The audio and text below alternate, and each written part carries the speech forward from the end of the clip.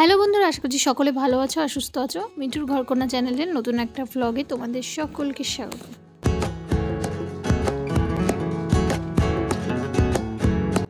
আজ গঙ্গা পুজো, সকাল সকাল তাই সকলে মিলে টোটোয় চেপে বসলাম, যাব গঙ্গা স্নান করতে।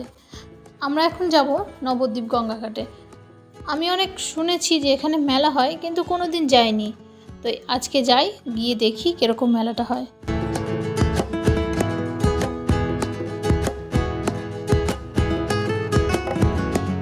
মিষ্টি স্কুল ছিল, ও স্কুল থেকে এলো, তারপরেই আমরা বেরিয়েছি। আর এই মেলাটা সত্যি করে আমি এই প্রথমই দেখবো, আমি কোনো দিন এর আগে দেখিনি, মানে জানতাম না যে গঙ্গা পুজোর মেলা হয়। তবে গেলবার মা আর বোন গেছিলো, তখন আমার কাছে গল্প করেছিল যে ভালো হয় মেলাটা। তারপরে আমি বললাম যে তাহলে চলো, অনেক দিন ধরে গঙ্গা স্নান করতে হবে, গঙ্গা জলও লাগবে, তাই জন্য আজকে দিনটা বেছে নিলাম।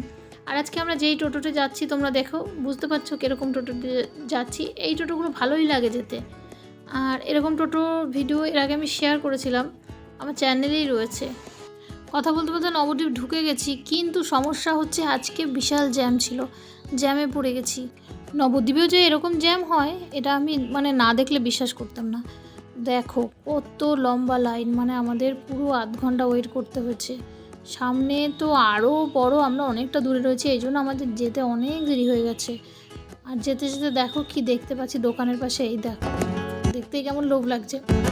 ঢুকে পড়েছি প্রায় আমরা। আর এখান থেকে এত জ্যাম পড়েছে, যে জন্য আমাদের টোটো আর যেতে পারিনি, নামিয়ে দিয়েছে অনেকটা দূরে। তারপরে আমরা হেঁটে হেঁটে ঘুরে ঘুরে তারপরে অবশেষে রাস্তা ফাঁকা হয়েছে। দেখো পুরমতলার ছবি দোকানেই দেখ, কত সুন্দর ছবি দোকান।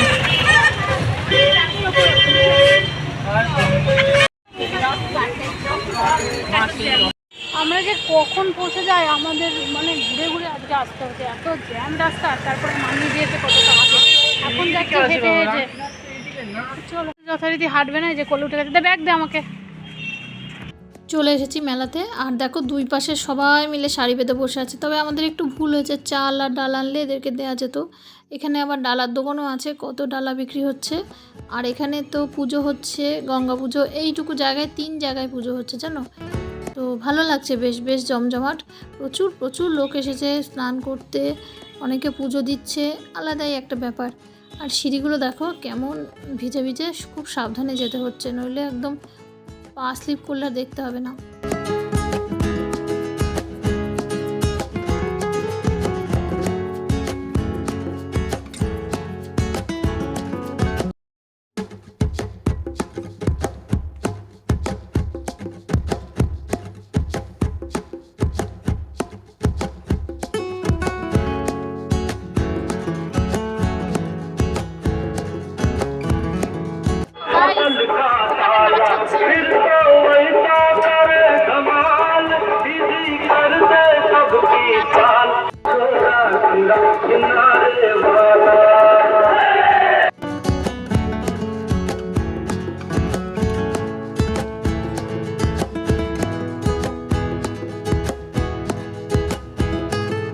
আমাদের সকালে স্নান টান হয়ে গেছে, আর আমরা এখানে প্রসাদও পেয়ে গেছি, এই যে গঙ্গা পুজোর প্রসাদ। আর এখানে অনেক ডালা বিক্রি হচ্ছে। আমি আবার প্রদীপও দিয়েছি, সেই ব্যবস্থাও আছে, জলে প্রদীপ জ্বালানোর। তো যাই হোক, এখন স্নান টান কমপ্লিট হয়ে গিয়ে বাড়ির দিকে যাব, কিন্তু তার আগে খুব জল তেষ্টা পেয়েছে। আর মেয়েরা তো বায়না করবে, ওর মিমির কাছে আইসক্রিম খেয়েছে, কেউ কুলফি, আমরাই মটকা কুলফিটা খাবো, এটা ভালো লাগে। এখান থেকে একটু রাধারানীর আশ্রমে গেছিলাম, সামনেই তো একটু বসলাম, এখানে গান আরতি সব হচ্ছে, এখানে বসে রয়েছি। তারপরে ওখান থেকে চলে গেছি মামাবাড়ি গিয়ে দুপুরের খাওয়া দাওয়া করে তারপরে একটু পরে বাড়ির উদ্দেশ্যে রওনা দিয়ে দিয়েছি।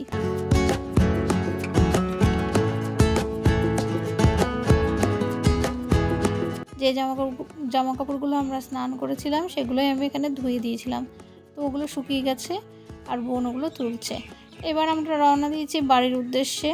প্রচুর জিনিসপত্র কিনেছি, তার মধ্যে এই মাটির জিনিসগুলো স্পেশালি ছিল। তো আজকের ব্লগটা এখানেই শেষ করলাম, আশা করছি তোমাদের ভালো লেগেছে। ভালো লাগলে লাইক, কমেন্ট, সাবস্ক্রাইব করো।